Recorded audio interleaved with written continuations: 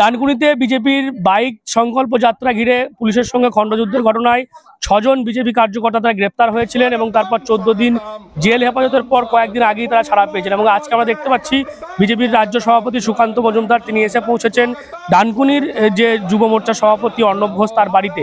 দেখতে পাচ্ছেন এই মুহূর্তে তিনি এসছেন, তার সঙ্গে জেলা সভাপতি মোহনাদক এবং আরও অন্যান্য নেতৃত্ব তারা স্থানীয় তারা এসছেন, এসে তার পরিবারের সঙ্গে কথা বলছেন। এই যে 14 দিন জেলে ছিলেন তার কোনো সমস্যা হয়েছে কিনা, কোনো রকমভাবে কোনো টর্চার করা হয়েছে কিনা, সমস্ত বিষয়টা কিন্তু রাজ্য সভাপতি সুকান্ত মজুমদার তিনি খতিয়ে দেখছেন।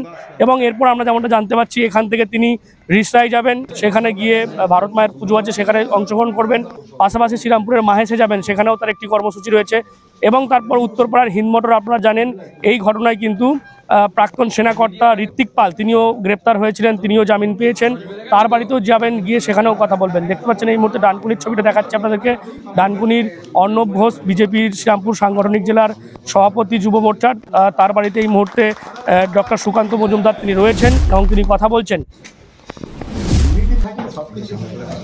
চিন্তার কিছু নেই, ঠিক আছে, আমরা পাশে আছি। আবার একদিন প্ল্যান করো, ওই রুটেই আমরা বাইক মিছিল করবো, ওখান থেকে আরো বড়।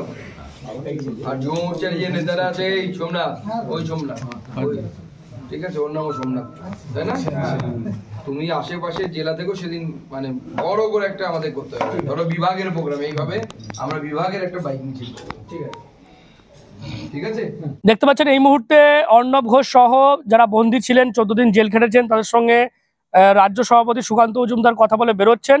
এবং বেরিয়েই কিন্তু ডানকুনির তৃণমূল কাউন্সিলর যিনি আপনারা জানেন ইতিমধ্যেই যে আমাদের বিরুদ্ধে মানহানির মামলা করার হুঁশিয়ারি দিয়েছেন, তার বিষয়ে বলতে গিয়ে কিন্তু কটাক্ষ করলেন বিজেপির রাজ্য সভাপতি সুকান্ত মজুমদার।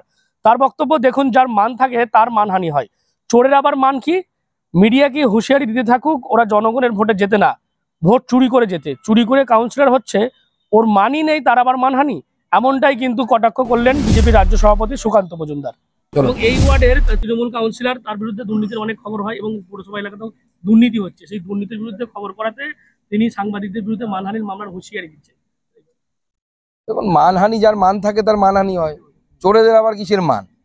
আর তৃণমূল চুরি করবে না এটা হয় নাকি? জলের ধর্ম যেমন উঁচু থেকে নিচুতে যাওয়া, তৃণমূলের ধর্ম হচ্ছে চুরি করা। চুরি করবেই, আপনারাও মিডিয়াকে বলতে থাকুক। ভোট তো ওরা এমনি মানে জনগণের ভোটে তো যেতে না, ভোট চুরি করে যেতে। যেই চুরি করে জিতছে, চুরি করে কাউন্সিলর হচ্ছে, ওর মানই নেই, তার আবার মানহানি। অখিলগিরি বলছেন মানে মুখ্যমন্ত্রীও জানেন, মুখ্যমন্ত্রী জানেন না এটা তো হতে পারে না। তার মানে মুখ্যমন্ত্রী সংবিধানের শপথ নিয়ে মিথ্যে কথা বলছেন। এরকম মিথ্যেবাদী ওয়ার্ল্ড রেকর্ড করা মুখ্যমন্ত্রী ভারতবর্ষের অন্য কোনো রাজ্যে আছে কিনা সন্দেহ।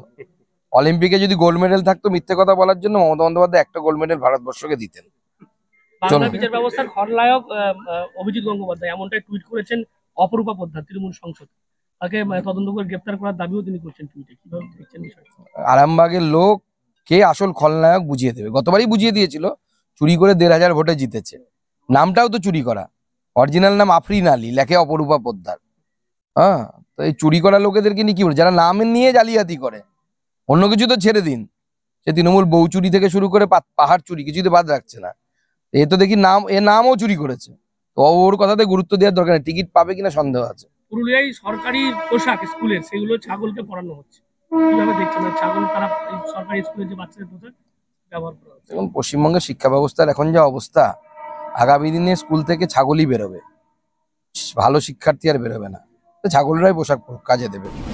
এটা পরিষ্কার বোঝা গেল এই যে তাদের মনোবল, কার্যকর্তাদের যেভাবে গ্রেপ্তার করা হয়েছিল, তারপর 14 দিন জেল খাটতে হলো, তারপর যদি তাদের মনোবল আরো চাঙ্গা হয়, আরো তারা উৎসাহ পায়, তার কারণে কিন্তু রাজ্য সভাপতি স্বয়ং তিনি এসছেন ডানকুনিতে। এই মুহূর্তে ডানকুনিতে দেখতে পাচ্ছেন অর্ণব ঘোষ তার বাড়িতে তিনি রয়েছেন এবং তাদের পরিবারের সঙ্গে কথা বলছেন। তার পাশাপাশি আরো একজন যিনি রয়েছেন সোমনাথ, সেও গ্রেপ্তার হয়েছিল, তার সঙ্গেও কথা বলছেন।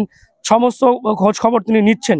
এবং এরপর আমরা যেমনটা জানতে পাচ্ছি শ্রীরামপুরের মাহেশ, সেখানে রাজ্য সভাপতি সুকান্ত মজুমদার যাবেন, তারপর রিসাই কর্মসূচি রয়েছে সেখানে যাবেন, এবং তারপর কিন্তু দুপুর 12:30টার পর ঠিক হিন্দমোটর সেখানের প্রাক্তন সেনাকর্তা ঋত্বিক পাল তার বাড়িতেও গিয়েও তিনি খোঁজ খবর নেবেন। এমনটাই কিন্তু আজকে বিজেপির রাজ্য সভাপতি ডক্টর সুকান্ত মজুমদার তার কর্মসূচি রয়েছে। কি বলবেন আপনারা এই বিষয় নিয়ে? অবশ্যই কমেন্ট বক্সে। এরকম আরো খবর পেতে নজর রাখবেন ডিএনএন বাংলায়। ডিএনএন বাংলা সবার মনে, সবার ফোনে।